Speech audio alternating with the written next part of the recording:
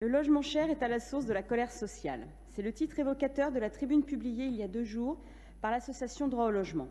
Et en effet, depuis 20 ans, le logement est le principal vecteur de la dégradation du pouvoir d'achat des catégories sociales modestes et moyennes. Comme le pointe l'Observatoire des inégalités, les ménages modestes sont littéralement écrasés par le poids des dépenses de logement, qui représentent 42% du revenu, y compris en tenant compte des aides au logement, pour les 10% les plus modestes et 4 fois moins pour les 10% les plus aisés. Pour les propriétaires, c'est une véritable aubaine et on assiste ni plus ni moins à un transfert de richesse des locataires vers les bailleurs. Pour les locataires, cela réduit d'autant ce qui leur reste pour vivre.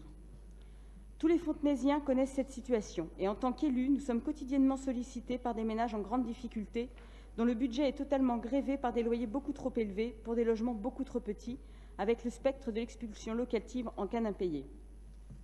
Cette augmentation incontrôlée des loyers, qui touche tout particulièrement les villes de la première couronne parisienne, est le résultat de la libéralisation de la politique du logement, dont la loi Elan constitue l'aboutissement et dont l'effet est encore aggravé par la baisse des APL. La France insoumise soutient donc fermement ce vœu de pouvoir utiliser la possibilité donnée par la loi de demander à l'État un encadrement des loyers sur notre ville.